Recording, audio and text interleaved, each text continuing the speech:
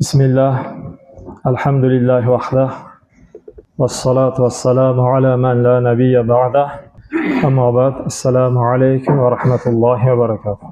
Alloh subhanahu va taologa maqtovlar bo'lsin, payg'ambarimizga salom va salovatlar bo'lsin. Alloh hammamizni xufton namozini jamoat o'qish nasib qildi, qabul qilsin. Alloh yaratuvchi, Allohdan boshqa hamma narsa yaralgan. Alloh Razzoq, Roziq, rizq berib turadi, hamma rizqlanuvchi. Alloh subhanahu va taolo g'olib, qolgan hamma narsa mag'lub. Alloh subhanahu va taolo podshoh, qolgan hamma unga qul. Alloh subhanahu va taolo Rob, boshqaruvchi, qolgan hamma boshqariladi. Alloh subhanahu va taolo qudratlik, qoviy, kuchlik, hamma narsaga qodir. Lekin biz o'ta zaifmiz. Alloh subhanahu va taolo azaliy va abadiy zot. Biz vaqtincha yaralganmiz. Alloh subhanahu va taolo hamma narsaga qodir. Mumkin emas narsani Allohga uchun yo'q narsa.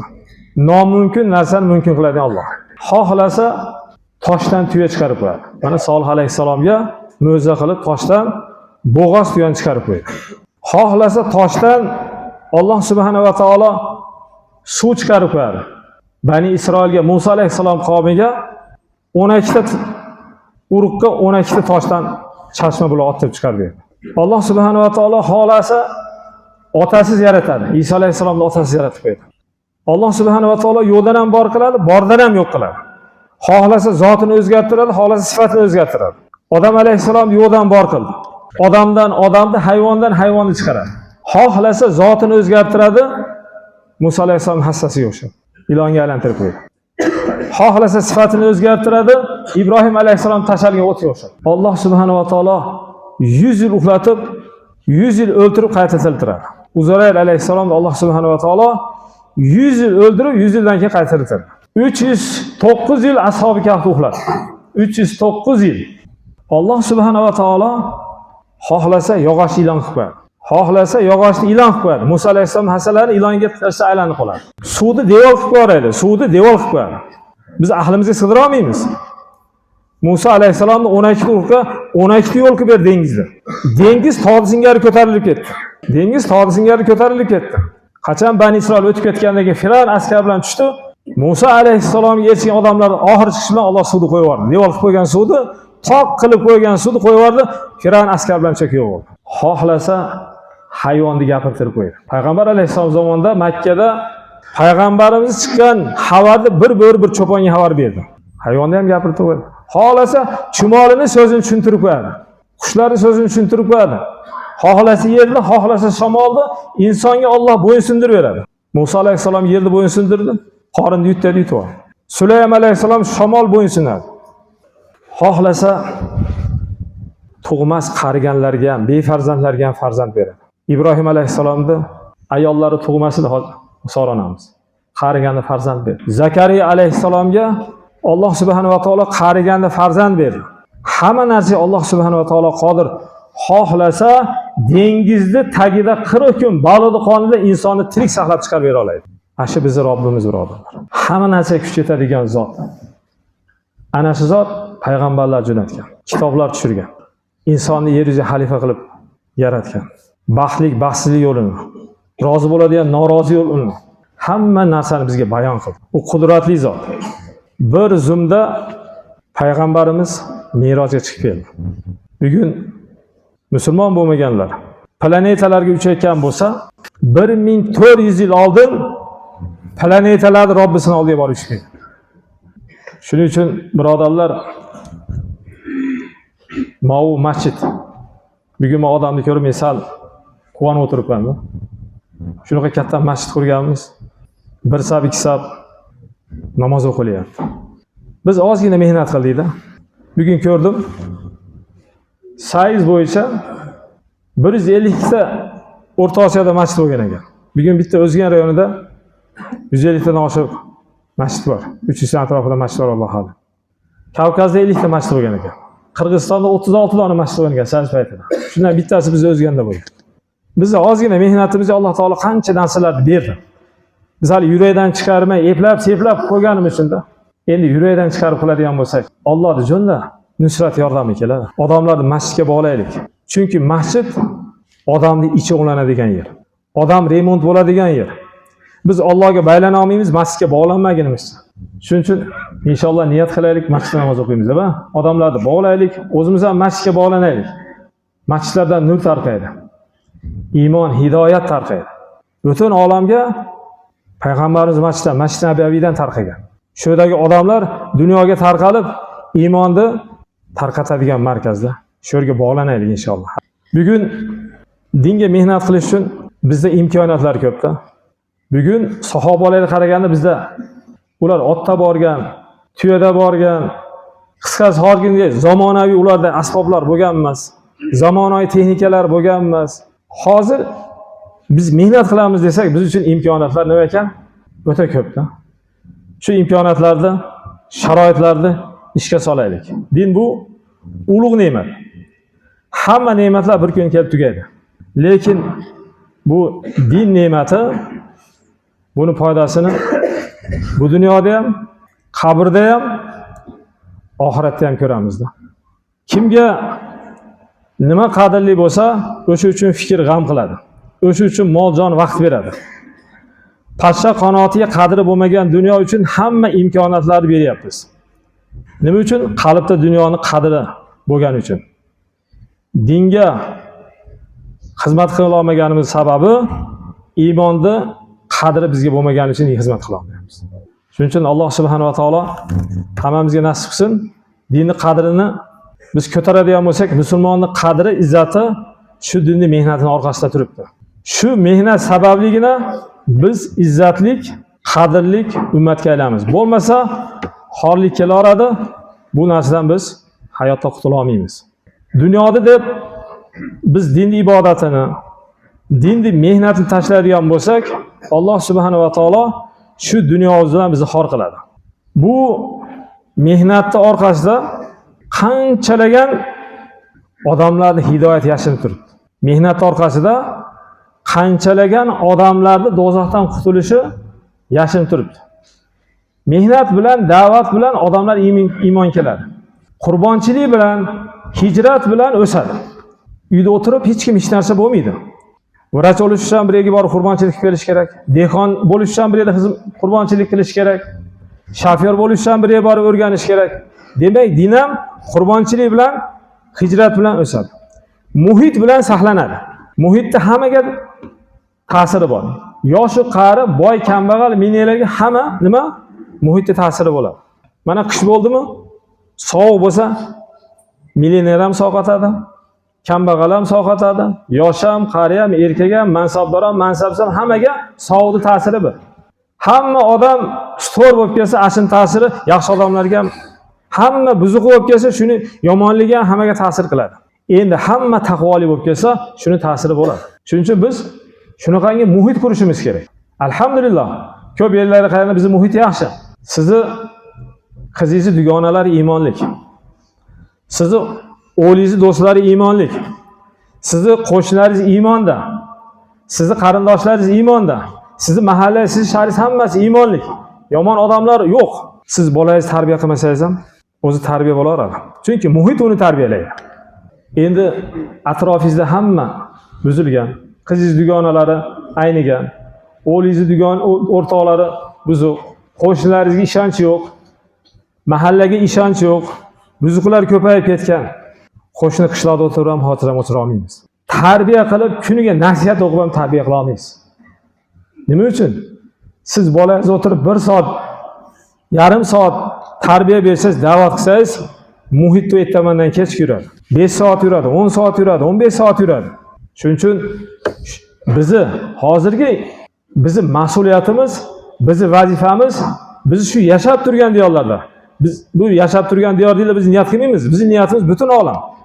Payg'ambar alayhisalom faqat Makkani yo Saudiyani o'ylagan emas, yo Hijozini o'ylagan emas.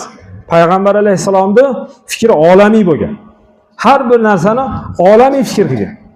Endi biz masjidimizni, mahallamizni o'qisak, Alloh taolo shunga yarasha bizga imkoniyat beradi. Biz shahrimiz yoki mamlakatimizni fikr qiladigan bo'lsak, shuni g'amini qilsak, Alloh shunga yarasha imkoniyat beradi. Butun olamda fikr qilsak, Alloh subhanahu va taolo olamga chiqaradigan, olamga ta'sirimizni o'tkazadigan Alloh subhanahu va taolo bizlarga imkoniyat yaratadi. Chunki men aytdim boshida, mumkin emas narsani Alloh mumkin qilib tashlaydi. Din Allohniki. Ahsob kunida bilamizda, Xandaq g'azoti bo'lganini. Makka mushriklari, atrofdagi mushriklar, yahudiylar, munofiqlar qo'shilib turib, tarixda islomni yo'q qiladigan kun. Ular o'zcha gumonida bugun musulmonlarning oxirgi kuni. Bular yer yuzida qolmaydi. Bir ozgina musulmon jamoasi bor. Lekin nima bo'ldi? Natija hech qancha vaqt o'tmasdan Umar roziyallohu anhu zamonasiga kelganda dunyodagi eng katta mamlakatlar, Fors, Rum saltanatlari, mana bu imperiyalar musulmonlarga taslim bo'ldi. Musulmonlar bularni fath qildi. Ularning butun boyliklari musulmonlarning qo'liga o'tdi. Ularning yerlari musulmonlarning qo'liga o'tdi. Shuning uchun sen ko'proq din emas, o'zingni g'am qil. Din Allohniki, u himoya qilib oladi. Mayli din yo'q bo'lib ketdi. Hamma jannat do'zaxga kirdi. Bitta sen jannatga kirding, senga nima ziyon? Yoki hamma jannatga kirib ketdi. Iymon keldi. Bitta sen do'zaxga ketding, senga nima foyda? Shuning uchun eng birinchi nima qilishimiz kerak ekan? Har birimiz o'zimiz o'ylaylik. Bu Allohning dini. Mayli dunyo bo'yicha odamlar amal qilmasin, Allohga ziyoni yo'q. Mayli hamma bitta eng taqvoli odamni taqvoga aylanib ketsin, Allohga foydasi yo'q. Dinni baxtli baxtsiz qilish uchun Alloh subhanahu va taolo siz bilan menga berganda. Endi qanchalik Alloh bilan biz muomala qilyapmiz, biz bilan shunchalik muomala qiladi. Qanchalik Allohni unutyapmiz, Alloh bizni shuncha unutadi. Qanchalik Allohga o'zimiz topshirib amal qilib, Alloh shuncha bizni qabul qiladi. Qanchalik Allohni unutdik, Alloh shuncha bizni unutadi. Alloh subhanahu va taolo bilan qanday muomala qilsak, Alloh bandalar bilan shunday muomala qiladi. U bilan Alloh bilan hech kimni qarindosh urug'chilik yo'q, tanish bilishlik yo'q. Allohni o'ziga yaqin qilib oladigan ham inson. Allohni o'ziga g'azabiga duchor qilib oladigan ham o'zi. Allohning rahmatini yog'dirib oladigan ham o'zi. Alloh subhanahu va taolo hamma narsani yo'llarini bizga bayon qilgan. Shuning uchun bir qarab qo'yaylik. 20 yillik uylarimiz bilan bugungi uylarning farqi bor. Hech kimning uyida yo'q edi 20 yil oldin. Bunaqa Aristonda uyning to'g'risida issiq sovuq suvlar, hojatxonalarga uyga olib kirib olib, issiq sovutgich. 10 yillik mashinamiz bilan bugungi mashinamizni qarang. 5 yil oldin tutgan telefonimiz bilan bugun tutayotgan telefonimiz farqini qaranglar, o'syaptimi? Dunyoda o'syapmiz, to'g'rimi? Nima uchun? Dunyoga g'am bo'lyapti. Dunyoga fikr bo'lyapti. Dunyoga mehnat bo'lyapti. Dunyo uchun bola chaqani, xotinni, do'stlarni shahar tashlab chiqib ketyapmiz. Dunyo uchun hamma narsani qurbonlik qilishga tayyor bo'lyapmiz. Lekin dingachi? Din uchun bola chaqadan kechib, shahrimizni kechib, issiq joyimizni kechib, din uchun qurbonchilik qila olmayapmiz. Shuning uchun o'sish yo'q. Lekin Alloh subhanahu va taolo insonni talabiga qarab beraveradi. Kim dunyoda xolasa dunyoda beradi. Kim oxiratni istasa oxiratni beradi. Lekin sahobalar pishirishli uyda yashagan emas. Yevro remont uyda yashagan emas. Haladillik, marazillik degan narsalar bo'lgan emas. Issiq sovutchi bo'lgan emas. Jip mashinalarda yurgan emas. Divanlarda yotgan emas. Xon taxtalar ustida osh yegan emas. Turli bizga o'xshab ovqat yegan emas. Turli kiyimlar kiygan emas. Lekin Allohni rozi qilishdi. Chadirda yashashgan. Oddiy turpodan bo'lgan uyda yashashgan. Uylarida oylab qozon qaynagan emas. Biz obed qilyapmiz, kech payti o'ylayapmiz. Bitta shahardan ikkinchi shaharga borib taomlanib kelyapmiz, ovqat uchun. Hijrat qilyapmiz, ovqat uchun. Payg'ambar alayhisolamning oldida bir odam kekirdi. Kekirishini nari qil dedi. Bu dunyoda to'yib yegan odamlar oxiratda to'ymaydi dedi. Haligi sahoba shundan keyin kechqurun yesa ertaman yemas ekan, ertaman yesa kechqurun yemas ekan. Qancha to'y yursak, ancha oxiratda och qolib ketamiz. Insonni izzat ko'taradigan narsa din. Umar roziyallohu anhu biz din bilan aziz bo'ldik degan. Endi boshqa yo'l bilan aziz istaydigan bo'lsa, Alloh yana holiga qaytaradi deganlar. Dunyo bilan biz aziz bo'la olmaymiz. Dunyoda Allohning oldida pashaning qonasi qadri yo'q. Shu qadri yo'q narsa uchun hamma yoqqa tayyor bo'lyapmiz. Nima uchun desa, shuni qadri bizga bor-da. Shuni qadri bor. Bugun tugaydigan dunyoda klienti ko'p. Olib ketadigan dunyo bor, qolib ketadigan dunyo bor-da. Qolib ketadigan dunyoda klienti ko'p bo'lyapti. Dunyoda qancha turasan, shunga qarab harakat qil deyapti. Oxiratda qancha turasan, shunga qarab harakat qil deyapti. Dunyoda qancha turamiz? Alloh va ma dunya fil oxirati illa qalil. Dunyo oxiratda oldi ozuv deyapti. Ozligi qancha? Yarmi yo 3dan 1 yo 5dan 1 emas. Barmog'inglarni dengizga tiqib ko'ringlar deyapti. Qancha suv bilan qaytadi deyapti. Dengizga solishtiryapti okeanga. Qancha oz ekan? Bu qo'lga chiqqan suv, barmoqinglar chiqqan suv. Suv ham deyilmaydi o'zi aslida. Namli deyiladi. Oxirat okean. Million yil bo'lsa ham tugab qolardi. Milliard yil bo'lsa ham tugab qolardi. Oxirat abadiy. Biz abadiylikka yaralganmiz. Alloh azaliy zot, abadiy zot. Allohning boshi ham yo'q, oxiri ham yo'q. Lekin bizning boshimiz bor, oxirimiz yo'q. Oxiratdagi xorlik haqiqiy xorlik. Oxiratdagi azob haqiqiy azob. Oxirat bu dunyodagi hamma azob, hamma odam yetgan azob to'plab kelsa, oxiratdagi ozgina azobga to'g'ri kelmaydi. Bu dunyodagi hamma rohat, hammasini to'plab kelsa, jannatda ozgina rohatga to'g'ri kelmaydi. Bugun mana shu din g'arib bo'lyapti. Bugun shu dinni fikr qiladiganlar oz bo'lyapti. Bugun shunga pul sarflaydiganlar oz bo'lyapti. Bugun shu uchun qurbonchilik qiladiganlar oz bo'lyapti. Bugun narsalarga ish bo'ldi ko'paydi. Bugun hammamizda kiyim bor. Kiyimga ish bo'ldi. Ko'chaga chiqsangiz non, pranni, pechenni turi ko'payib ketdi. Unga ish bo'ldi. Ko'chada temir probka bo'lyapti. Osmonda 100 tonnalik samolyotlar uchib yuribdi. Temir uchyapti. Nima uchun? Temirga ishlar bo'ldi. Bugun masjidlarga ish bo'ldi. Masjidlar ko'paydi. Lekin insoniyatning qalbiga ish olmagani uchun bugun kofir ko'payib ketdi. Bugun munofiq ko'payib ketdi. Bugun mushrik ko'payib ketdi. Biz la ilaha illalloh deganda shuni bo'ynimizga olganmiz. La ilaha illalloh iqrorul ubudiyya. Ya'ni qullikni qabul qilishlik. Bugun o'zbekni, bugun qirg'izni domlash tushunmaganda arabni mushrik yaxshi tushungan. Shuning uchun Abu Jahl, Abu Lahablar la ilaha illalloh degan unamagan. Chunki men la ilaha illalloh deb qo'ysam, xohishim bilan yashashim kerak emas degan. Allohga bo'ysunishim kerak degan. Muhammadur Rasululloh tariqatul ubudiyya, qulchilikning yo'li o'sha ish ko'rsatib berib ketgan.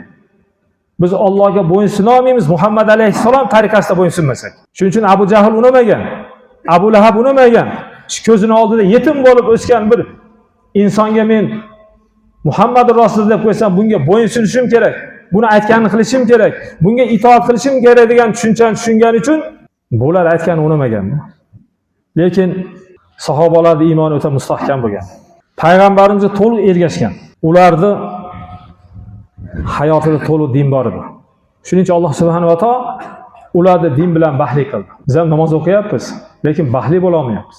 Namoz o'qiyapmiz, lekin xotirjamligimiz yo'q, rohat topa olmayapmiz. Biz ham dindamizda yuribmiz, lekin Allohning kitoblarga qaraydigan bo'lsak, roziligidan norozilik belgisi bizda ko'proq. Ular Makka Madinaning egalari edi. U yerda bir rakat namoz 100 ming rakatga to'g'ri keladi. U yerda bitta subhanalloh deb qo'ysa 100 ming subhanallohga to'g'ri keladi. U yerda 1 so'm sarflab qo'ysa 100 ming sarflagan savobini oladi. Ular shu Makka Madinaning egalari edi. Lekin butun olamga nima qilishdi ular? Hijrat qilishdi. Qurbonchilik qilishdi. Biz endi kimmiz ularga oldi? Ular dinni birinchi o'ringa qo'ygan edi. Dinni ishidan oshib qolsa, dunyoning ishini qilgan edi. Bugun biz dunyoning ishidan oshib qolsak ham, qish bo'lsa ham, bekor bo'lsa ham qilmayapmiz. Nima uchun? G'am yo'qda. Ular dinni musibatiga chidashmas edi. Ular dunyodagi hamma hollikni ko'taramiz. Qanday qiyinchilik bo'lmasin, qanchalik azob bo'lmasin, qanchalik musibatlar yetmasin, ular dunyoda musibatlarga chidashadi. Lekin dinga zarar yetganga chidashmasdi. Bugun bizni dunyoviy narsalar o'g'atib tashlayapti. Bankrot bo'lsa o'g'anib ketyapmiz. Bolamiz og'rib qolsa o'g'anib ketyapmiz. Sholimiz suv olib kelsa o'g'anib ketyapmiz. Dinimizga musibat yetsa sezmayapmiz. Dunyoga musibat yetsa jar solyapmiz. Bir karvon safarga chiqar ekanlar. Safarda yurib, adashib, kun o'tyapti, oziq ovqat tugayapti, suv tugayapti. Hali bir shahar, bir qishloq, bir odamzod yer ko'rinishdan darak yo'q. Karvon ahli mashvara qilar ekan. Qanaqa qilsak najot topib, eson-omon maqsad qilgan yerga yetib olamiz yo biror bir shaharga yetib olamiz deb mashvara qilib, mashvara yechim bo'lar ekan. Ikkita chopqir otni ikkita odamga bersak, oziq-ovqat bularga shaharga yetib oladigan tarzda bo'lib bersak, qolganini olib qo'ysak, bular bizdan oldin chopib, shaharga topib, yordam kuchini olib kelib, bizni qutqarib olsa deb mashvara qilib ikki kishini jo'natishar ekan. Ikkovlari borib shaharni topib, qarasa shahar o'ta go'zal. Uni binolari, o'dagi kiyim-kechaklar, o'dagi oziq-ovqatlar haligilarni mashg'ul qilib o'tirib, karvon esdan chiqib qolar ekan. Nima bo'ladi hammasi? Hammasi halok bo'lib ketar ekan. O'sha ikki kishi biz ekanda. Dunyo ash karvon ekan. Hozir atrofimizda qancha milliardlagan kofirlar bormi? Biz uyimizni qurib, qonimizni to'yg'azib, issiq uydan chiqmay yuraveradigan bo'lsak, o karvon bor ekan nariroqda. Cho'lda yurgan adashib, qanaqa najot topamiz deb, najot yo'lini topa olmay adashib qo'ygan karvonlar bor ekanda. Endi qiyomatda kim javobgar bo'ladi? To'g'rimi? Kim javobgar bo'ladi? Biz javobgar bo'lamiz ekanda. Shuni sahobalar sezganda, shuni sezgan. Endi payg'ambarlar kelmaydi. Payg'ambarning noibi bizmiz. Yordamchisi bizmiz. Biz la ilaha illalloh deganmiz. Muhammadur Rasululloh deganmiz. Buni ma'nosi nima? Allohdan boshqa iloh yo'q. Menda ixtiyor yo'q. Ixtiyor o'tib ketdi. Kimga? Allohga o'tib ketdi. Ixtiyor kimga? Muhammad alayhisalomga o'tib ketdi. Ikki xil hayot bor, men ko'p aytaman. Ikki xil hayot bor. Bir inson o'zi xohlagan hayot. Ikkinchisi inson uchun Alloh xohlagan hayot. Dinda ruhoniyat yo'q. Ya'ni tarki dunyochilik yo'q. Dunyoda tashlaylar degan hech kim yo'q. Dinni tashlab olsangiz, namoz o'qimasangiz, ibodat qilmasangiz Alloh yomon ko'radi. Dunyoda tashlab olsangiz, odamlar ham yomon ko'radi. Dunyoda tashlang degan yo'q islomda. Dunyoga aldanmang dedi. Kema qancha sog'lom bo'lsa, shuncha xavfsiz bo'ladi. Kema qanchalik o'rbo'da teshigi bo'lsa, xavf nochor bo'lsa, shunchalik xavfli bo'ladi, cho'kib ketishi mumkin. Bizning qalbimizga ham dunyo kirib olmasin. Million puli bor odam dunyoga berilgan emas. Agar uni ibodat to'smayotgan bo'lsa, mayli sondig'ida bo'lsin, sepida bo'lsin, dunyoga podsho bo'lsin, milliarder bo'lsin, faqat ikkinchi o'ringa. Sahobalar dinni birinchi o'ringa qo'ygan. Biz nima qildik? Eng oxiriga qo'yib qo'ydik. Shuning uchun Allohning yordami yo'q. Agar yurakdan chiqarib muhabbat bilan mol, jon, vaqt sarflab qiladigan bo'lsak, Alloh bugun yordam berishga qodir. Bugun Ibrohim alayhisalom yordam bergan Alloh, Musa alayhisalomga Bani Isroildan g'olib qilgan Alloh, Muhammad alayhisalomga mushriklardan g'olib qilgan Alloh, hamma o'zini do'stlariga, payg'ambarlarga bergan yordam, nusratini bergan Alloh bugun ham shu mavqeda.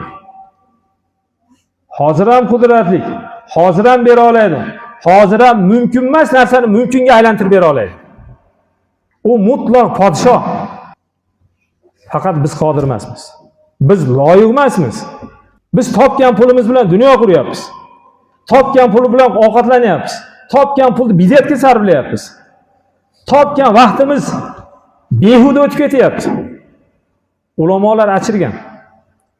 Bir olimlardan bittasi ko'chada o'tib ketayotib, bekar gaplashib o'tirgan odamlarni ko'rib, koshki deganda, shularda vaqt sotilganini sotib oladim deganda. Vaqt o'tkazish qiyin emas. To'g'ri o'tkazish qiyin. Vaqt o'tkazish qiyin emas. Uni to'g'ri o'tkazish qiyin. Ibn Javziya 2000 ta kitob yozgan. Ba'zi ulamolar 1000 ta atrofida kitob yozgan. Shayx Muhammad Sodiq Muhammad Yusuf 200 ta kitob yozganligini aytgan. U ba'zi kitoblar 2 tom, 10 tom, 8 tom shunaqa. Shuncha xizmatga odamlarga Alloh 24 soat bergan. Umrida 30 yildan beri namoz o'qib, alhamdini to'g'ri o'qimayotgan odamga 24 soat vaqt bergan. Chunki Alloh ularga baraka bergan. Alloh barakani ham yo'lni o'rgatgan. Barakali umr degani siz 60 yilligingizni 100 yil qilib bermaydi. Shu 60 yilingizda ko'p narsani qo'lga kiritib olasiz. Barakali rizq degani sizga bo'lib qo'ygan rizqni Alloh hissasini bermaydi. Siz rizqingizni, asl rizqingizni hammaga yetadigan qilib qo'yadi. Bir oyda 300 ming, 500 ming pul topishingiz mumkin, yetmay qolishi mumkin. 30 ming, 40 ming pul topishingiz mumkin, hamma kamkasiga yetishi mumkin. Alloh barakali qilib qo'yadi. Qaysi ishni qilib charchasak, o'shani mehnat deydi. Dinni mehnatini qilib charchasak, o'shanda dinni mehnatini qilgan bo'lamiz. Dinni mehnati barcha mehnatlarning imomi. Eng katta mehnat. Podshohlarning ishidan ham kattaroq mehnat deb Alloh aytdi. Shu ish uchun dunyo yaralgan. Shu ish uchun Qur'on nozil bo'lgan. O ibodatlar keyin nozil bo'lgan. 10 yildan keyin namoz farz bo'ldi. 15 yildan keyin jihod, roza, zakot ikkinchi hijrat, ya'ni payg'ambarlikning 15-yilda bo'ldi. Payg'ambar alayhisalomning asosiy qilgan mehnati nima edi? Odamlar bilan Allohni bog'lash edi. Yakkama-yakka infirodiy edi. Har ijtimoiyat Madinada boshlandi. Ijtimoiyat Madinada boshlandi. Demak, biz mehnatni qilmasak yoki qilib charchamasak, hali mehnat qilmagan bo'lamiz. Bunda o'ylab ko'raylik-da. Qaysi kuni rosa charchagan bo'lsa, bugun ko'p ish qildik deymiz-da, to'g'rimi? Lekin hammasini o'ylaymiz, dunyo to'g'risida charchaganmiz-da. Kechasidan uxlamagan bo'lishi mumkin. Kechgacha uyga kirmay qilgan bo'lishi mumkin. Ozgina dunyo uchun shuncha mehnat qildik-da. Endi abadiy oxirat uchun shuncha mehnat qilganmizmi? Qilmagan bo'lsang, sen hali dinni mehnatini qilmabsan deyapti-da. O Pokistonda shahlardan eshitdim bu so'zlarni. Din yo'lida charchamadim, sen hali dunyoga kelib dinga mehnat qilmabsan. Hamma payg'ambarlar ham kasb qilgan. Ba'zilar tijorat qilgan. Ba'zilar hayvon boqqan, ba'zilar hunarmand bo'lgan. Lekin ular maqsadi bo'lgan emas-da. Bu zarurati bo'lgan. Maqsadi Allohni rozi qilish bo'lgan. Maqsad nima bo'lgan? Oxiratni qurish bo'lgan.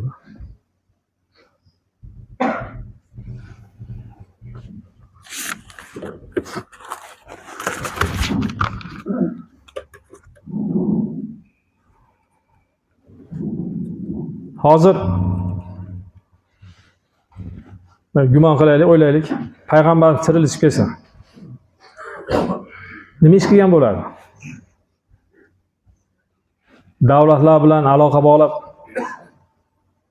zavod qurib, dehqonchilarni o'stirib, dunyoda obod qilgan bo'ladi yo payg'ambar ishini qiladimi? Nima qilgan bo'ladi? Qo'qis endi bu bo'lmaydigan narsa. Mabodo bu kelib qolsa nima bo'ladi? Payg'ambar ishini qiladi, to'g'rimi? Shuni bizga qoldirib ketgan-da. Shundan maqsad nima bu gapirishdan maqsad? Uyg'onaylik. Umr o'tib ketyapti. Bir marta beriladi, bir marta. Bir marta dunyoga kelganda xohlaganingizda yashamang. Alloh xohlaganda yashang. Bir marta dunyoga kelganda xohlaganda uylanmang. Bir marta to'yim bo'ladi-yu, shu endi artist kelsa nima bo'pti? Xohlaganda yashab olay, xohlaganda to'y qilib olay deydiganlar bor. Endi bir marta bo'lar ekan hayotda. Yo'q. Shu bir martada biz Allohni rozi qilib olaylik. O'limgacha bo'lgan hayot bu amal. Bugun mumkinchilik bor. Qabrga kirgan odamlar bitta subhanalloh degani zor bugun. Uni foydasini ular ko'rdi. Ana qabristonda yotganlarni borib ko'radigan bo'lsa, birortasini ishi tugagan emas. Hammasini chola qolib ketdi. Biz ham tugata olmaymiz. Bizniki ham chola qoladi. Hech kim odamzod borki birortasini ishi bo'ldi, men ham yo'qdan bo'shadim, qutuldim, ishim tugadi deb ketgan odamning o'zi yo'q. Biz ham tugata olmaymiz baribir. Shuning uchun bizning maqsadimiz nima? Har odam iymonga kelsin. Har bir odamni ko'zi nimasin? Ochilsin. Har bir odam g'aflatdan qutulsin. G'aflat nima? Muhim narsa qolib, muhim emas narsani orqasidan yuraverishlik g'aflat deydi. Bitta ma'nosi. Muhim narsa qolib, muhim emas narsani orqasidan yurishlik g'aflat deydi. Endi muhim nima desa, muhim dunyo ekan. Nima? Muhim emas narsa nima desa dunyo ekanda. Muhim narsa nima desa oxirat ekan. Nima uchun bolamizni maktabda 12 yil o'qitamiz, 11 yil, 10 yil o'qitamiz? hayotda qiynalib qolasan, soatsiz bo'lib qolasan. Yaxshi o'qisang, yaxshi yashaysan. Ba'zilar institut o'qiydi, universitetda o'qiydi. Undan keyin katta yana o'qishlari bor. 25, hatto 30 ga kirib ketib o'qiydiganlar bor-da. U necha yil yetadi desa, 30-40 yilda pensiya chiqib ketadi, tugaydi. 30-40 yil yashash uchun shuncha pul sarflab, shuncha o'rganish, shuncha harakatda. Endi abadiy hayot uchun-chi, abadiy hayot uchun. Birinchi bizning qalbimizga to'liq va to'g'ri iymon yaqin kelsin. Ikkinchisi, bandamizdan to'g'ri amallar chiqsin. Ishonch to'g'ri bo'lmagicha, e'tiqod to'g'ri bo'lmagicha badandan to'g'ri amallar chiqmaydi. Shunga mehnat qilishimiz kerak. Alloh nimani de degan bo'lsa, gapir degan bo'lsa, shuni gapiraylik. Nimani eshit desa, shuni eshitaylik. Eshitma degan narsani eshitmaylik. Nimani gapir desa, shuni gapiraylik. Nimaga qara desa, shunga qaraylik. Qarama degan narsaga qaramaslikka harakat qilaylik. A'zolar ta'siri qalbga bo'ladi. A'zolarning ta'siri qalbga bo'ladi. Hamma a'zoga Allohdan buyruq bor. Hamma a'zoga bor. Umumiy buyruqlar bor. Ya ayyuhallazina amanu mina zonni deyapti. Iymon keltirganlar yomon gumondan saqlaninglar deyapti. Nimaga buyruq? Miyaga buyruqda. Vala tamshi fil ardi maraha. Yerda kibrlanib yurma deyapti. Nimaga buyruq? Oyoqqa buyruq. Vala taqrobu zina, zino yaqinlashmang deyapti. Nimaga buyruq? Insonning avrat joyiga buyruq. Ko'zingizni pastga qarating deyapti. Nimaga buyruq? Hamma a'zoga alohida buyruq bor. A'zolarning qalbga ta'siri bo'ladi. A'zolar gunohga qarab yurgan bo'lsa, qalb qorayoradi. A'zolar yaxshi amallarga qarab ketayotgan bo'lsa, qalb tozalanadi. A'zolarga qarab o'ladi yoki tozalanadi. Inson qancha dunyoni yaxshi ko'rib, oxiratni unutsa, shuncha buziladi. Dunyoni yaxshi ko'rsa eng yomon narsa, inson qancha Allohni unutsa, shuncha buziladi. Istahva alayhim shayton fa ansam zikrulloh. Shayton nima qildi? Odamni egallab oldi, Alloh zikridan to'sildi. Qancha zikr qilmayapsiz, qancha ibodat qilmayapsiz, qanchalik foyda amal qila olmayapsizmi? Insonni shayton shuncha egallab olgan bo'ladi. Qancha Allohni ko'p yod qiling, qancha zikr qiling, shuncha shayton sizdan ketadi. Shuning uchun doim zikrda bo'ling, doim yaxshi amalda bo'laylik. Hasan Basrining so'zi bor. Alloh alam umrini behuda hech narsa foydasi yo dunyo oxirat so'z bilan o'tkazayotgan odamlardan Allohni yuz o'girgani belgisi degan. Na oxiratga foyda keltiradi, na dunyo foyda keltiradi. Ha behuda narsalar bilan umr o'tkazadigan bo'lsa, bu odamdan Allohni yuz o'girgani belgisi. Alloh bergan ilm, boylik, mansab, boshqa bilan oxiratni qurib qolaylik. Bularni hammasini Alloh oxiratni qurish uchun bergan. Payg'ambarimiz eng yaxshi davr, eng yaxshi asr meni asrim deganda. Hamma rivojlanib ketgan, bizni asrda aytmagan. Nima uchun desa, u mahalda ham ilm, ham ibodat, ham iymon nima bo'lgan? Mukammal bo'lgan. Alloh siz bilan bizga o'ta ulug' din bergan. O'ta katta ne'mat bu. O'ta katta dinni mehnatini bergan. Allohga chaqirishdan, unga qul bo'lishdan, uni zikr qilishdan, dinga xizmat qilishdan katta dunyoda mehnat bormi? Ertaga Alloh buni natijasini so'raydi. Nima qilding deydi? Qancha dinga xizmat qilding deydi? Qancha sen sababli odamlar hidoyat keldi deydi. Har bir majlisimizga javob beramiz. Hadislar bor-a? Qaysi bir majlisda odam o'tirsa, Allohni zikr qilmasa, o'lgan eshakning ustida turib ketgan barobar. Hadislar bor, sahih hadislar bor. Va har bir majlisga javob. Shu majlisda Alloh eslanmadi, zikr qilinmadi.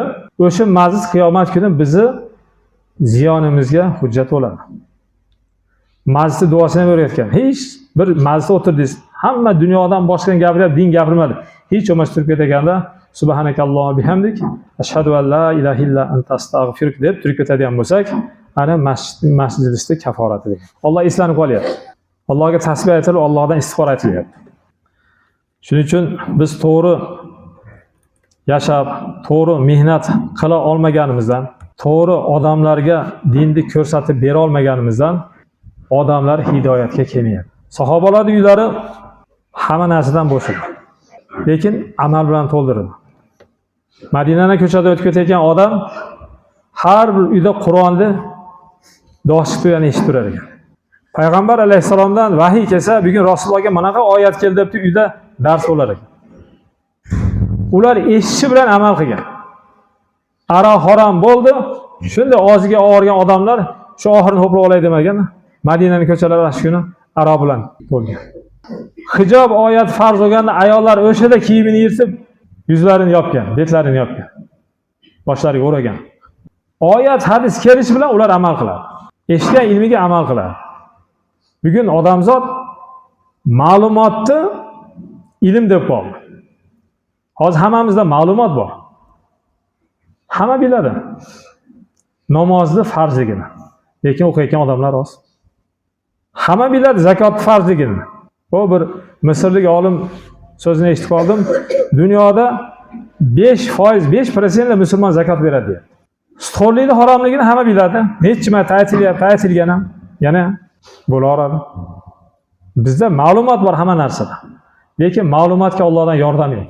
Asha bilgan ma'lumotlarimiz, informatsiyalarimiz qachon amalga oshadi ekan, shunda Alloh subhanahu va taolodan yordam bo'ladi. Shuning uchun inshaalloh Allohni rozi qilaman deb jazba bilan harakat qilaylik. Kim qiladi? Biz demaylik ekan. Men deylik. Biz bilan menni farqi bor ekanda. Biz desak yuraveramiz ekanda. Hamma odam men qilaman. Hammaning qabri alohida o'latda. 100 ta odamni va 20 ta odam bitta ko'mmas ekanda. Hammani Alloh yakka-yakka so'raydi. Qabrda ham yakka va kulluhum atih yawmal qiyamati farda dedi. Ularni har birini qiyomat kuni yolg'iz olib kelinar ekan. Shashmaydi Alloh taolo. 50 ming yil qiyomatda bir kuni 50 ming yil. Qiyomatda ham hozir sud Allohning o'zi bo'ladi. Adashib qolmaydi. Biz rol o'ynayapmiz hozir. Qiyomat kuni hozir men shu ishni qilmoqdim desangiz, telefoniga olib qo'ygan bo'lsa, "Men sen emasmi?" deb qo'yib bersang demay qolyapmiz hozir. Bir tomchi ilmi bor, shularni yaratyapti. Endi dengizdek ilmi bor Alloh sizni rolingizni qiyomat kuni butun haloyat oldida qo'yib beradi. Ash kunda o'ynagan rolimiz, ijro qilganimiz boshimizga egib qo'ymaslik kerak. Xudo saqlasin. Shuning uchun Alloh adashmaydi. Kompyuter adashi mumkin, boshqa adashi mumkin. Va man ya'mal misqola zarratin khayran yara va man ya'mal misqola zarratin sharran yara. Bitta chang, zarra shunchalik ham mukofoti bor, o'shunchalik ham jazosi bor. Meni odamlar bilmayapti, shuncha yaxshilik qilsaman deb o'ylamaylik. Odamlar bilmasligi mumkin. Alloh adashmaydi. Laqad ahsohum va addahum adda. Ularni hammasini biz sanab qo'yganmiz. Birortasi qolmas ekanda.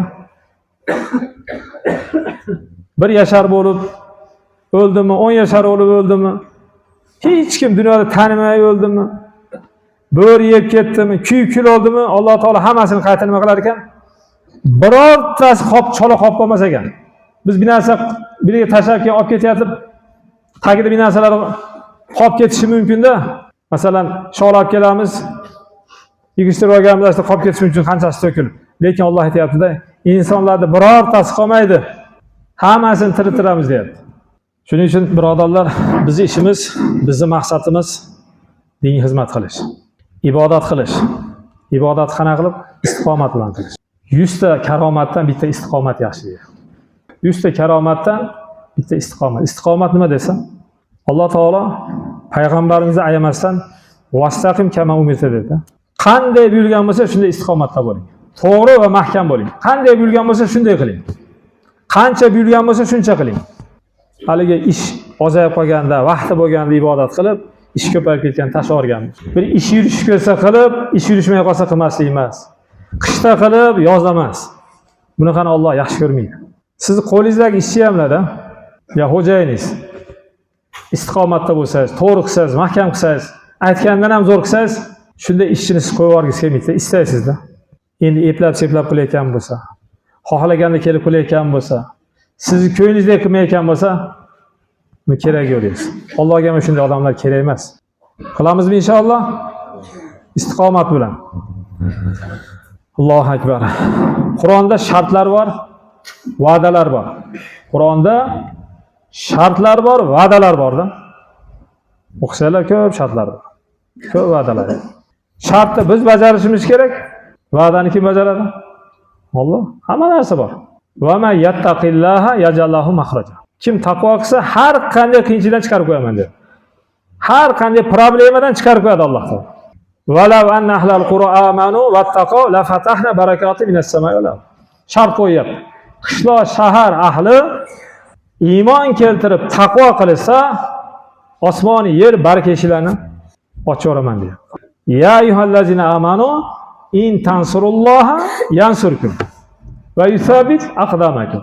Ey iymon keltirganlar, Allohga yordam bersanglar, shart qo'yapti. Sizlarga yordam beradi. Bunaqa shartlar ko'p, va'dalar ko'p. Bir ikkitasini misol keltiryapman-da. Demak, Allohga yordam bersanglar, Alloh sizlarga yordam beradi.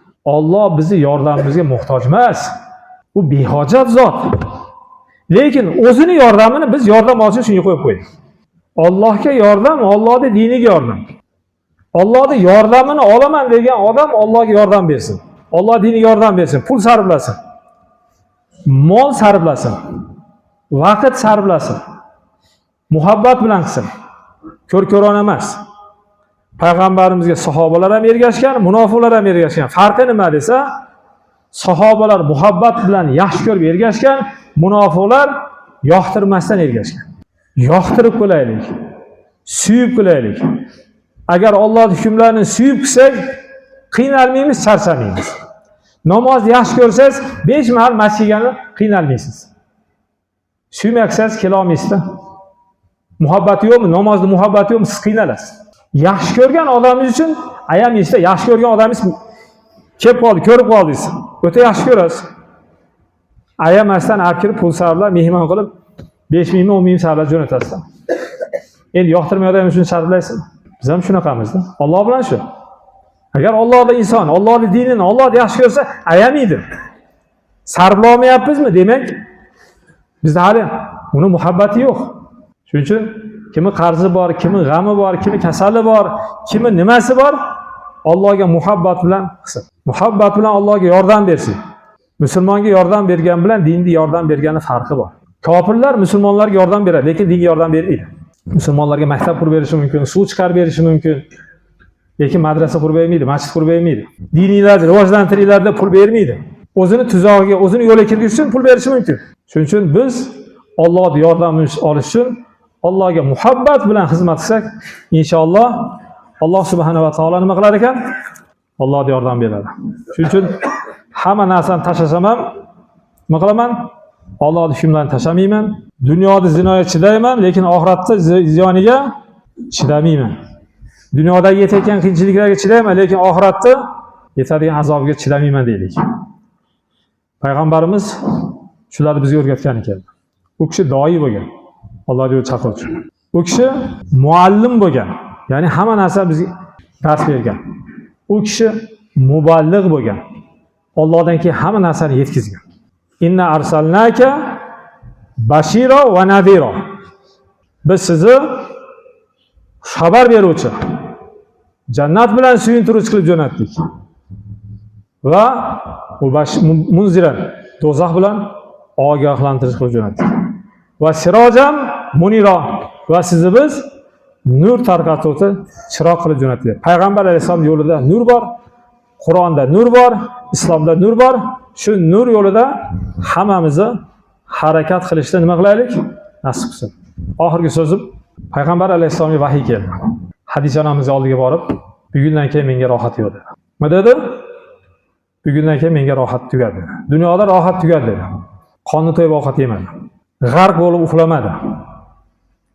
23 yil ummati g'amida bo'ldi. Allohdan keyin omonat yetkazdi. Ado qildi. Ummat ustiga vazifalarni hammasini to'liq yukladi. Dinni yetkazdimmi dedi.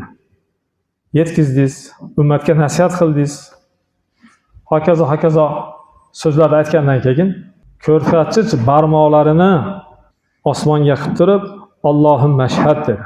23 yilda payg'ambarlikni yetkazganligini Allohni guvoh qilib turib 124 ming odam ichida ularni bo'yniga yuklab qo'ydi. Shundan keyin 81 kun umr yashadi. o'lim to'shagida yotibdi. Jon berayotgan paytida Fatima onamiz kirib, dadalarini ahvolini ko'rib, otamni g'am o'rab qolibdi dedi. Otami deb otasini g'am o'raganligini aytganda payg'ambar alayhisalom otangga bugundan keyin g'am yo'q dedi. Hadis onamizga rohat yo'q deyapti. 23 yil qiynaldi, dinni mehnatini qildi. Endi oxirgi kuni dunyodan haylashayotgan mahalda qizlari kelib otam g'am bosib desa, bugungida otangga g'am yo'q deyapti. Nima uchun? Bu kishi jannatga ketdi. Endi dunyoda qilgan qiyinchiliklarini rohatini topgani ketdi. Endi u kishiga payg'ambarimizga g'am qiyinchilik qolmadi. Endi biz ham bu dunyoda jinda qiynalsa, u yoqda abadiy rohat. Yo'q, men o'zim xohlaganda yashayman, xohlagandek pul sarflayman, xohlagandek vaqt sarflayman desak, oxiratda rohat bo'lmaydi. Bu dunyoda Allohning xohishi bilan yashasak, oxiratda bizning xohishimizni beradi. Bu dunyoda o'zimizni xohishimiz bilan yashasak, Alloh oxirat xohishimizni bermaydi. Xohishimiz, istagimiz yirtqich, uxlab yotganga o'xshaydi, lekin u sizni ovlagani turibdi.